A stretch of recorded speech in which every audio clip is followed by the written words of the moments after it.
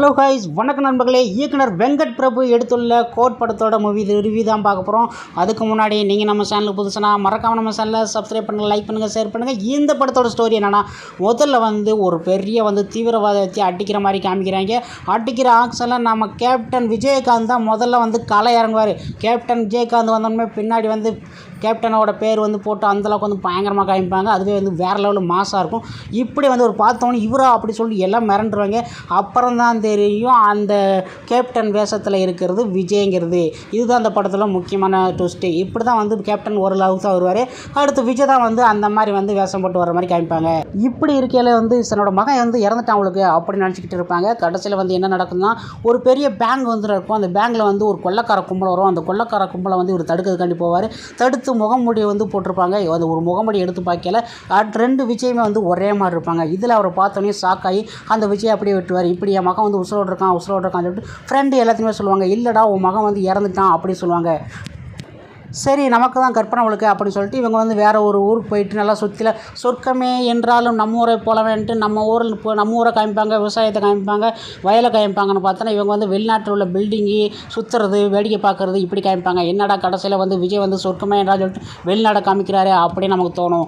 அப்புறம் இறுதியில் இவங்க நல்லா சந்தோஷமாக இருக்கையில் இறுதியில் விஜயன் மகன் ஜெயராமை கொலை செய்கிறாரு.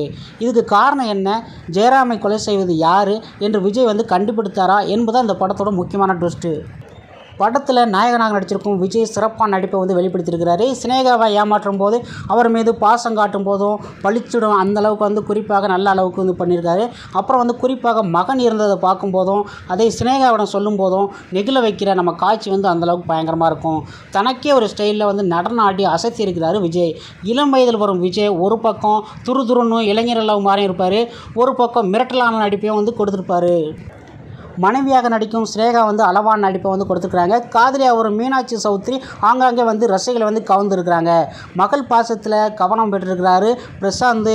அப்புறம் எதிர்பாராத வேட்டத்தில் பிரபுதேவா கொடுத்த வேலையை அஜ்மல் எல்லாமே பக்கா பண்ணியிருக்கிறாங்க. பழிவாங்கும் கதையை மையமாக வச்சு படத்தை இயக்குனர் வெங்கட் பிரபு. அப்பா மகன் விளையாட்டை சிறப்பாக கையாண்டிருக்கிறாரு. ரெண்டு விஷயம் பேசும் காட்சியிலும் மாசாக இருக்கும். சின்ன சின்ன சர்ப்ரைஸ் கொடுத்து ரசிகளை இன்பதிர்ச்சி கொடுத்துருக்கிறார் விஜயகாந்த் வரும் காட்சியில் தியேட்டரில் விசில் பறக்குது. என்னடா விஜய் தான் அந்த படத்தில் இருக்கான்னு பார்த்தா விஜயகாந்துக்காண்டியே அந்த படம் ஓடுண்டா அப்படின்னு அந்தளவுக்கு விஜயகாந்த் வர்ற சீன் நல்லாயிருக்கும். யுவன் சங்கர் ராஜா இசையில் பாடல் அனைத்து சூப்பர் ஹிட் தான். பின்னணி இசை பாடலுக்கு பெரிய படம் இல்லை. அப்புறம் குறிப்பாக ஆட்டம் பாட்டம் சொர்க்கமே என்றாலும் இந்த பாட்டு தான் நம்ம என்ன சொல்கிறது பின்னணி ஒரு ஒளிபரப்பாகிக்கிட்டே இருக்கும். சித்தார்த் நுனியின் ஒளிப்பதிவு காட்சி நிலையில் கலர்ஃபுல்லாக அமைஞ்சிருக்குது. இப்படத்தை ஏஜிஎஸ் தயாரிப்பினர் தயாரிச்சுக்கிறது. ஓகே ஃப்ரெண்ட்ஸ், இந்த படத்துக்கு நான் கொடுக்க வேண்டிய ரேட்டிங் 5க்கு 3.5 கொடுக்குறேன். அந்தளவுக்கு தான் அந்த படத்தோட ஸ்டோரின்னு சொல்ல போனால் அந்தளவுக்குலாம் இல்லை. ரெண்டு வச்சுக்குள்ள சண்டை தான் போடுவாங்க. அந்தளவுக்கு மிரட்டலாக இருப்பாங்க. இப்போ உள்ள நாலேஜுக்கு என்ன கொடுக்கணும், என்ன ஸ்டோரி கொடுக்கணும் அப்படிங்கலாம் எடுக்கல. இவங்க ஒரு படம் எடுக்கணும் அப்படின்னு சொல்லிட்டு ஒரு மாதம் எடுத்துக்கிறாங்க. அவ்வளோதான். ஓகே ஃப்ரெண்ட்ஸ், உங்களுக்கு வீடியோ பிடிச்சினா மறக்காம நம்ம சேனலை சப்ஸ்கிரைப் பண்ணுங்கள், லைக் பண்ணுங்கள், ஷேர் பண்ணுங்கள். இது போன்ற வீடியோ நெக்ஸ்ட்